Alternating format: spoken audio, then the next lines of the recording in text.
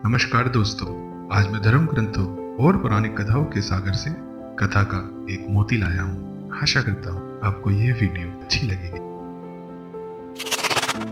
गणेश पुराण की एक कथा के अनुसार एक बार तुलसी मैया अपने युवावस्था होने पर विवाह के योग्य वर के मिलने की मनोकामना की पूर्ति के लिए तीर्थ यात्रा कर रही थी। उसी दौरान वहीं दूसरी ओर गणपति जी भी अपनी युवावस्था में श्री गंगा जी के पावन तट पर अपनी तपस्या में ध्यान मग्न थे। तपस्या में बैठे गणपति जी का मुखमंडल उस समय करोड़ों सूर्यों की आभा से भी तेज दमक रहा था। देवी तुलसी भी गंगा तट पर विहार करते हुए उस स्थान के पास जा पहुंची और गणेश जी का अद्भुत और दिव्य सौंदर्य अवतार को देख के उन पे मोहित हो गई। तुलसी जी ने तपस्या में बैठे गणेश जी को उनकी तपस्या के बीच में ही रोक के उनसे कहा, मैं आपको अपने अनुकूल देखती हूँ। कृपया करके मेरी आपसे प्रार्थना है, आप मुझे अपनी भार्या रूप में स्वीकार कर मेरे साथ विवाह कर लीजिए।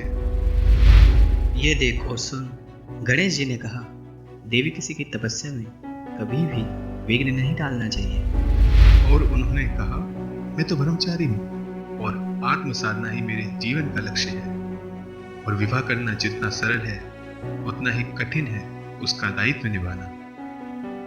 और गणेश जी ने उनके विवाह का प्रस्ताव ठुकरा दिया।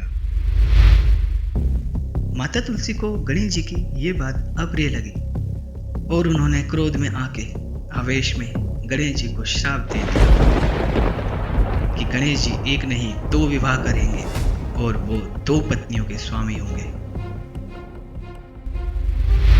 बाल गणेश जो कि आजीवन ब्रह्मचारी रहना चाहते थे, वो देवी तुलसी जी द्वारा मिले हुए श्राप से बहुत क्रोधित हो गए और उन्होंने भी तुलसी जी को श्राप देते हुए कहा कि अब तुम्हें भी इस जन्म में जो भी पति प्राप्त होगा वो असुर होगा और कालांतर में तुम्हें वृक्ष बनकर रहना पड़ेगा।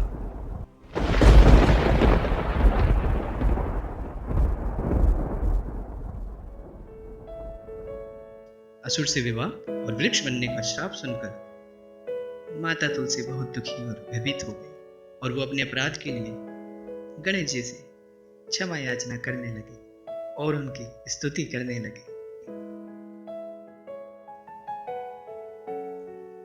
तुलसी जी की क्षमा प्रार्थना और स्तुति से संतुष्ट और प्रसन्न होकर गणेश जी ने उन्हें क्षमा किया और उन्होंने यह आशीर्वाद भी दिया कि मेरा श्राप तुम्हारे लिए वरदान ही बनेगा।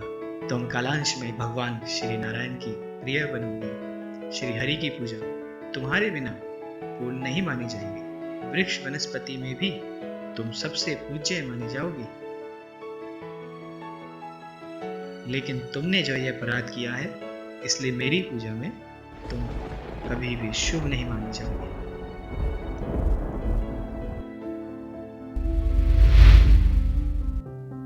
उसके बाद गणपति जी माता तुलसी को यह वरदान देके अंतर ध्यान हो गए। जय हो देवा, जय हो।